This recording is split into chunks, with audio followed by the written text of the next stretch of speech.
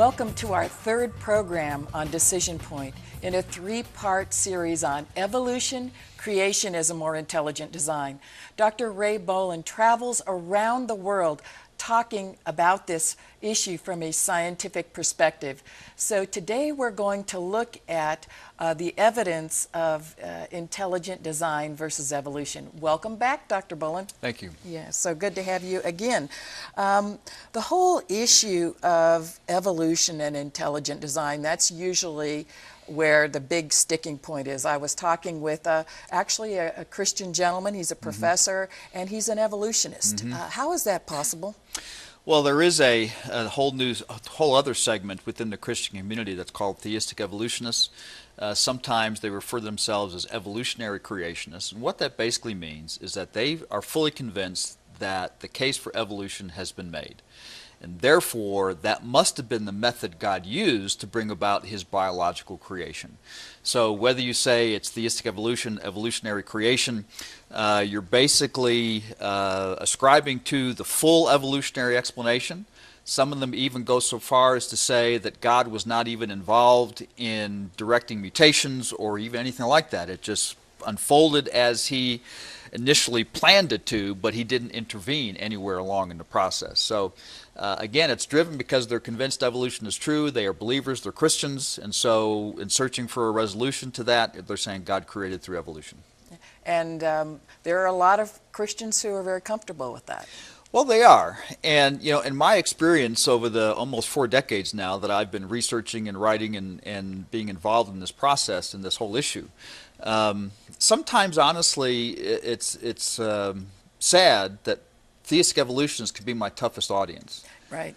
And what I sense from that, personally, is that they, at some point in their life, had to go through a very painful process where they suddenly became convinced evolution is true. It's just the way it is, and I've still got these Christian convictions. I'm not giving up on my Lord and Savior Jesus. So how do I put these two together? And they arrived at a resolution that allowed them to be effective and comfortable in their workplace, at the university, in their research, and also to continue to be active and comfortable and effective in their church environment. And when someone like me comes along and essentially is pointing out, I think in their minds at least, that that resolution is not correct, then, and that I'm also asking them to rethink the whole thing, the pain of that process was so great, I said, I'm not going through that ever again. Don't you dare try to tell me that I got this wrong. And again, their reliance upon the evolutionary community's confidence comes into that discussion as well. But yeah, they're a tough group for me to talk to. Right. Can you give me an example? Maybe this is a curveball, but of something that would be an experience like that for the average person, where we've believed something for a long period of time and operated in a certain way, and then all of a sudden somebody's trying to jerk the rug out from under us, so to speak. I don't know if you can come up with something or not there. You know, I think many people who end up struggling with an addiction of some kind, whether it's an addiction to playing video games, or it's alcohol, or it's smoking, or something that has been a part of your life that in some ways you were comfortable with, however you were using that particular technology or whatever, and it was a comfort to you. It's where you went when things were difficult and tough, and you got some relief and numbness, whatever it is. And then somebody ends up coming along and begins pointing out how your life has changed through all these things, and this is different, this has changed, this isn't really good for you, and you really ought to rethink that. That's a very similar, I think, crucible, if you will, where you have to go through a pretty deep period of reevaluation of a lot of different things. And for some people, they just say, you know, I don't want to go there. I'm not going to go there. Yeah. And it's a tragic thing when you see that. But I think for the average person, that would be at least a closely similar transition. Now, Darwin did research on the island of Galapagos, is that right? And can you explain what that research was that was so pivotal in evolution in Yeah, creating that theory. Darwin's 5-year voyage on the Beagle, he was basically brought along as a naturalist, and most of what he did was a collector. He was collecting samples of plants and insects and various other animals who were native to these particular locations he went. Was he a biologist? What was he? He wasn't a biologist by training. Actually, he had his degree in theology. Ah, He that's fascinating. I didn't know that. he was planning on being a country parson where he could continue his interest in natural history as a hobby. Collection. Yeah, right, okay. But he got this job as a naturalist, couldn't pass it up, 5-year voyage around the world. I'd probably take the same job. I think so. I would too. And it wasn't until the last year that they actually made it to the Galapagos Islands. They'd spent a lot of time in South America, going up and down the Atlantic coast in South America. Finally got to the Galapagos in about the 4th year of the journey. And the Galapagos opened his eyes in a lot of different ways. First of all, he just found a number of unusual creatures that he saw no place else. And that's one of the great things about the Galapagos Islands even today. You find things like a lizard, the marine iguana, that eats seaweed and off the ocean floor and essentially and lives on land, but he feeds in the ocean. There's no other lizard like it in the world that does that. We have a flightless cormorant, where the cormorant just dives into the water and fishes in the water, but it can't fly. So there's a number of things like that. And he collected all samples of all those kinds of organisms. But the main thing that ended up in the long run being his most significant observation was about the Galapagos finches. At the time he was there, he didn't notice anything really significant about them. He collected lots of them, and he regretted later that he didn't actually catalog which island each of the finches that he collected came from, because that ended up being sufficient, very important. Yeah, significant. Yeah. And so he, after he got back, he allowed a bird expert to look at his Galapagos finches, Richard Owen, I think it was. And he came back and said, look, this is amazing. Do you realize that there's probably about 10 or 11, 12 different species here? And Darwin was amazed. And what he ended up being able to understand, most likely, is that what he began to develop was developed by others later, is that most likely, in their minds, about 2 million years ago, a species of finch, probably from the Caribbean, got blown off course, blown to Galapagos, and over these years since then has separated, radiated, evolved, if you will, into 13 different species. That's a pretty unique story to be able to see right before your eyes, and as has been researched since, that many of these species are not completely separated yet because they still interbreed to a limited extent. And there's been a group of researchers from Princeton, Peter and Rosemary Grant, who have been researching Galapagos finches now on the islands for over 30 years. And it used to be, Darwin was able to use that and other examples. The tortoises was another big example, because he was able to see, first of all, that the shells of the tortoises differed slightly from one island to the next. And the thing he noticed about that, and was later applied also to the finches, was why would God create a slightly different shell type of tortoise on each of these different islands? Why would God do that? And I thought, it's a good question. What he proposed is the idea that, well, there probably was one species of tortoise, and these are just small subspecies that once they got isolated on different islands, their shell shape changed slightly based upon the ecology. What Darwin unfortunately did with that, both in thinking about the tortoises and the finches, is that, well, if I can see this kind of limited change naturally, and that's where the natural selection really idea comes from, is that and this happened over a limited period of time, what could natural selection do over eons of time? And instead of seeing this just as a limited example of minor change over a short period of time and leaving it at that, as I like to say, he threw the baby out with the bathwater and said, this process accounts for every living thing and every adaptive structure in an organism, without the real evidence to document that. And so even today, the finches are still looked upon as an icon of evolution, but the reality is that the evolution has been very minimal. It's mainly a difference in the size of their beaks and the shape of their beaks, which determines what kind of food they eat. And all that means is that they were able to separate themselves into smaller species that didn't compete for food. And it's a very simple, reasonable, logical process. I totally agree that natural selection did that, but it's extremely limited. But that's kind of adaptation versus... It's adaptation. Yeah, right. Yeah. Uh-huh. Now, was Darwin, was there any political element there? I understand that there was political pressure for him to come out and say definitively that evolution was, the definitive theory for explaining life, or because did he give up his theological beliefs as a result of that? I mean, I'm wondering if he even intended for this whole thing to go the direction that it did, It's really hard to say, because Darwin was very careful in how he expressed himself about what he believed theologically. Part of the reason for that is he had a believing wife, Emma, who was a strong Christian, and he admitted on several occasions in his writings that he didn't like to talk about his ideas with her because it clearly upset her. And I respect that about him. Darwin was a fairly typical 19th century English gentleman. Inherited a lot of money from his father, who was a wealthy physician, and had his own estate, downhouse, and all the surrounding property with it. And so he was very cultured in that respect.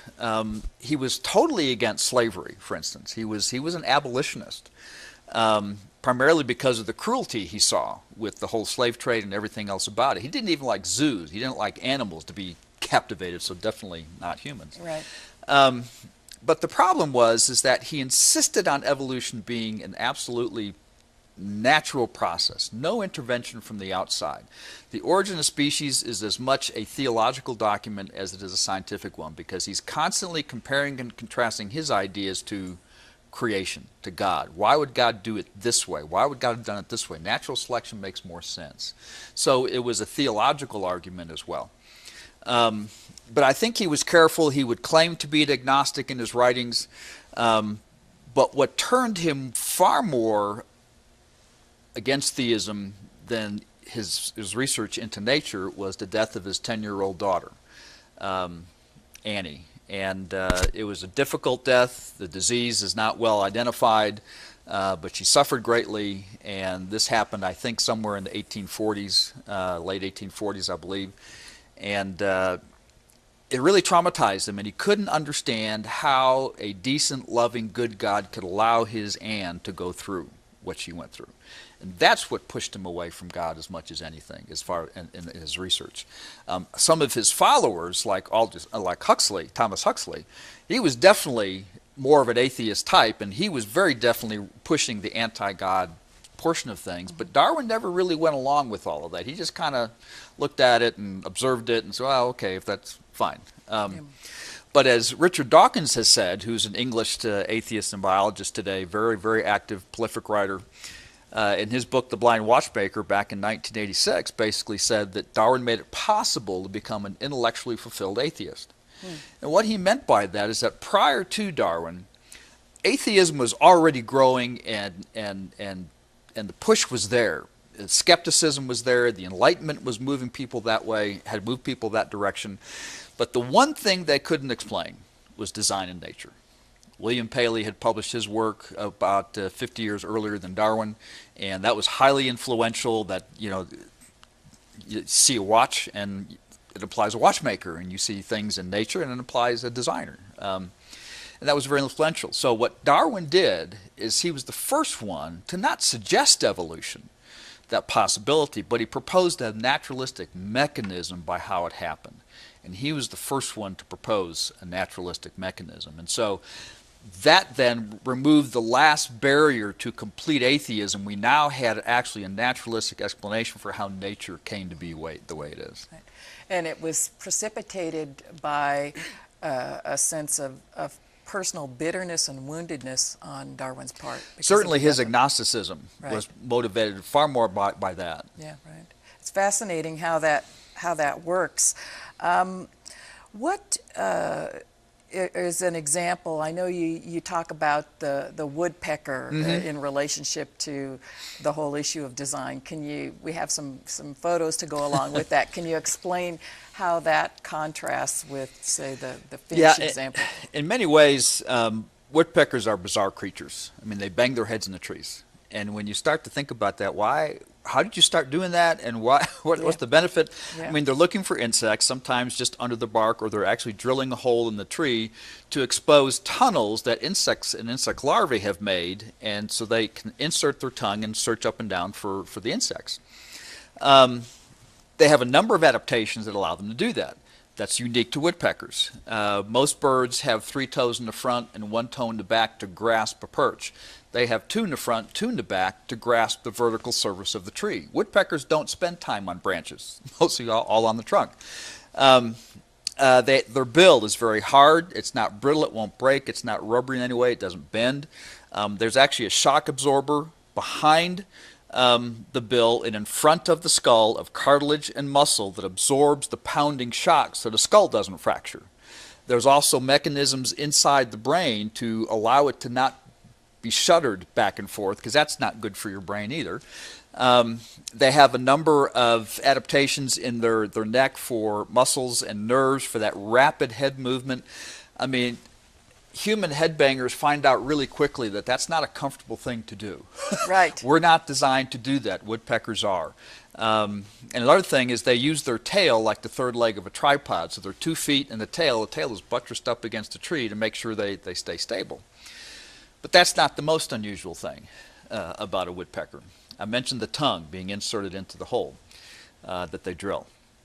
Some woodpeckers can extend their tongue 3 to 5 times the length of their beak. Some humans have weird tongues. We can touch our noses, but that's as far as it goes. The tongue is basically a muscle that attaches to the lower jaw. There's a small bone, even in our tongue, called the hyoid bone. But the woodpecker tongue is different.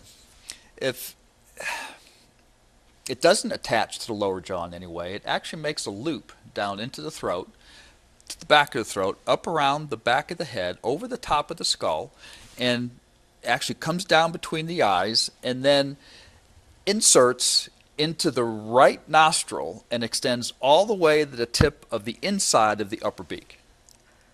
That's astonishing. When they want to stick out their tongue, the attachment of the beak loosens and reattaches between the eyes. These loops close up in the back of the head, in the throat, and the muscle tenses, so it contracts and out shoots the tongue 3 to 5 times the length of the beak. Now, that's amazing enough. Yeah. But when you start to think, how did such a thing evolve? By natural selection. As I've tried to muse through that and think through and try to create a story, it's really kind of difficult, because if the first because you need 2 things. You need a slightly longer tongue, and you need a retraction mechanism. When I show people the tongue extended all the way, I say, oh, that looks weird enough, but where does it go when it comes back inside the head? What do you do with it? And so you need a retraction mechanism. At the same time, you're lengthening it. So 2 different systems have to be mutated and changed coordinatively in order for this to work. Because if you just have a longer tongue, and the tongue can now extend just outside the beak, well, when you go to drill your first hole, you kind of cut it off, and there's no advantage to that, okay? So you have to be able to pull it back inside while you're drilling. And that's what really multiplies the difficulty of evolving something like that by pure natural selection.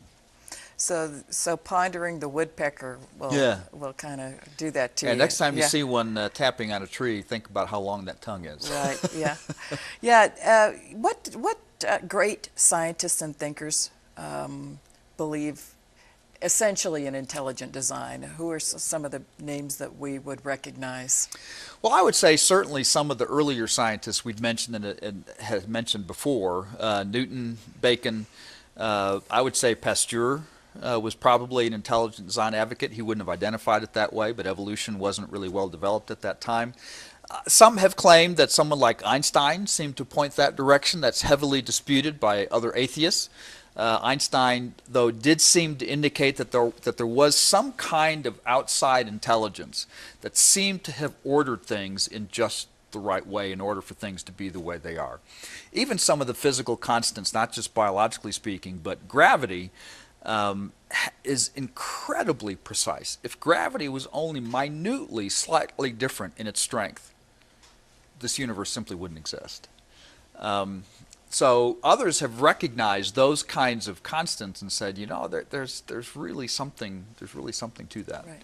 Now, C.S. Lewis kind of dealt with the issue of science and theology and that sort of thing. Definitely. Extent, yeah. A book has just come out called The Magician's Twin, and The Magician's Twin was naturalism in C.S. Lewis's perspective. And we're actually been able to find some of the books he was reading during his lifetime, and some of them were evolution books, and he was annotating and underlining and making notes and suggestions in the margins, and we've come across these books now. And in The Magician's Twin, various C.S. Lewis, scholars are making comments and interpreting C.S. Lewis's perspective on evolution, naturalism, and his perspective that some kind of intelligent design would be discernible in nature. So that's a relatively new finding. Yeah, absolutely, it is. Yeah. Now, one of the other examples that you like to use is the Boston Dynamics or the Big Dog example. Can you explain that to us a little bit? It's really kind of a fun thing to watch. Boston Dynamics is an engineering company, and the Defense Department came to them and they won a contract to create a mechanical mule. They wanted something like that wouldn't need lots of food fodder to carry supplies and mountains, whatever, and can we do something like that? Well, they have created a mechanical mule that they call Big Dog, and it really does have some amazing abilities. Every joint, every limb segment communicates back to the mainframe computer that's on the machine 500 times a second. So balance and location, speed, all those kind of things. And I think we have a clip of what Big Dog can do. Right, okay. So let's watch that clip.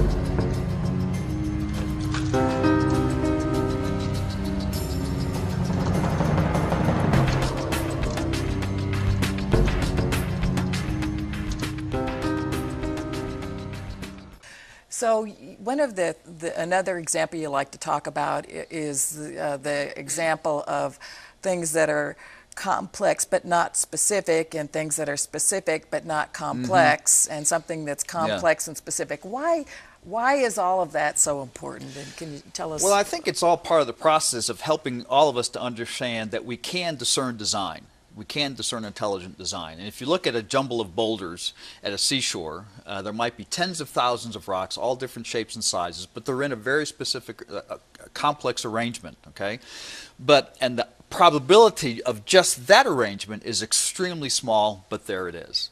But there's nothing specific. It's not communicating anything. There's no goal, there's no plan, no purpose to it, and I don't have any trouble with that's improbable it happened.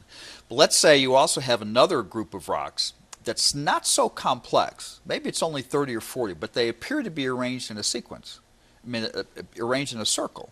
And we might be tempted to think, well, a person came along and picked out some rocks of the same size and put them in a circle to sit around a campfire or something. Well, that's possible. It's very specific, but it's only 30, 40 rocks. But then you get up and you walk further on down the beach and you see written in the sand, John loves Mary. And immediately you know that some person wrote that in the sand. It's not due to the results of wind and rain and the qualities of sand and the waves, and that didn't do that. You know that instinctively. Well, why is that? Well, you see very recognizable symbols, the letters of the alphabet. They're arranged in a sequence, also into recognizable groups. Words, John loves Mary. And then those three words are also arranged in a sequence to communicate a message, information. You know that was intelligently designed, while at the same time you don't know who wrote it. You don't know if it's true, and even if it's not true, what does it mean? Why was it put there? You don't know any of those things, but you know it's intelligently designed. And that's what I see within the scientific evidence. Yeah, we can tell something is intelligently designed, and we can discern that, but who the author of it is, it takes us beyond the scientific evidence. So we know immediately that, yes, that is in fact done by an intelligent source. And if you can extrapolate that to many, many other aspects of biology, chemistry, physics, any scientific endeavor, to realize that this couldn't have happened by random chance. Yeah, absolutely. Yeah, right. Well, unfortunately, we're out of time again. It's been such a pleasure having you with us, and we hope that we can have you back again. Thank you, Hal. It's my pleasure. Okay, great. So again, after listening to Dr. Boland, where do you come down on the whole topic of evolution, creationism, or intelligent design? We really do want to hear from you, and you can contact us by going on to the web, KSCE Channel 38/Decision Point, Facebook, or Twitter. Thank you so much for watching.